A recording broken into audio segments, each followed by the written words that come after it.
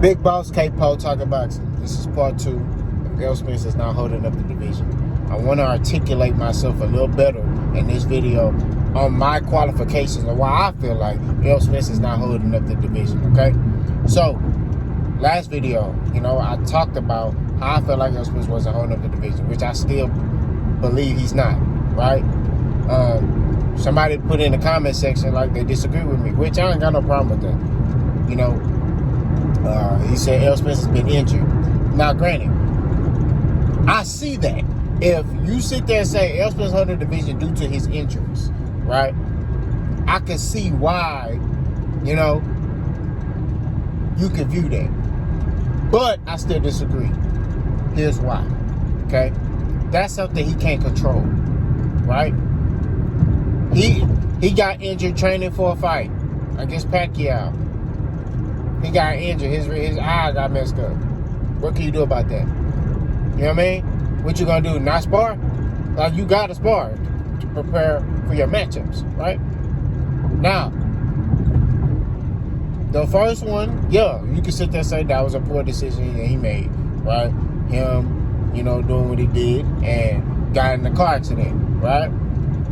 And being flung from a car. Yeah, that was a poor choice, but he's manned up and owned up to that. He don't run from it or nothing. He'll tell you, like, yeah, I did that. It was a poor decision. He ain't running from that scenario. You know what I mean? That moment, it happened. So he owned up to it. And each time it's brought up, I see him, he owns up to it. Hell, Conor Ben came from, it was like, hey, you got drunk and, drove drunk and flew from a car. He was like, okay, yeah, I did. I owned up. I manned up to my stuff.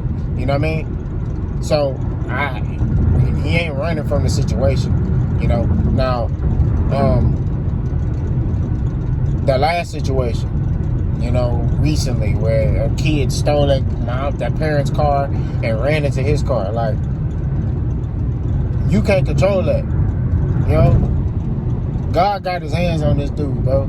You feel me? Because, he been in some stuff. Some career-ending stuff. Like, if the doctor don't do it correctly, you're done. Like, you can't risk that opportunity. You need your eye. You know what I mean? But, like I said, I definitely don't think that, Errol Spence is holding up the division. I see the injuries part, but other than that, the dude fought what the fans wanted to fight. You know what I mean? I mean, what the fans wanted, he gave us that. He gave us that, a Sean Porter fight, unification. Went in there, went to war with this dude. You know what I'm saying? Then he fight Ugas, dominate him. Fight Daniel Garcia, dominate him. Like, you know what I mean? But the problem with a lot of people is they can't give Errol Spence credit. See, they want to highlight other fighters' accomplishments and what they done, and they did this. Because there's fighters that are fighting Errol Spence washover. Leftovers. You know what I mean? Like, Errol Spence beat them already. And but what they want to do is they want to discredit Errol Spence. Oh, well, when he fought this fighter, he struggled with him. And then this fighter, he beat him more easily. How about Errol Spence already beat him, and by the time that fighter who fought that other fighter, when they fought, that fighter was washed up. Because they want to say, oh, that fighter was washed up. Kell Brook. Oh, Kell Brook was washed up when he fought Errol Spence. He was damaged goods. Okay, he's damaged goods. So if he's damaged goods against Errol, then what was he when he fought Terrence Crawford? No, I'll wait. I'll wait on your answer. The fact of the matter is this. We cannot sit there and discredit this man for the type of fights that he's fought. He fought killers. That's what it boils down to.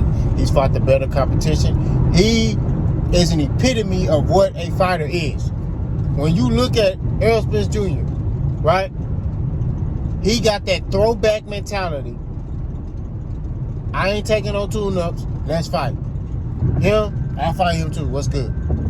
Just understand that, I'm getting this. You getting this. Other than that, we good. Let's go. I want to fight.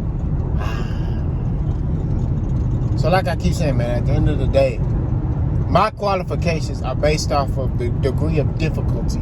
You know what I mean? The type of fighters you fighting, right? Because you got fighters who are holding up divisions and they not injured. They just holding up divisions like Canelo, like Triple G, like Jaime Munguia. They are holding up divisions. They just not fighting. Ain't nothing wrong with them. They ain't got nothing going on in their life.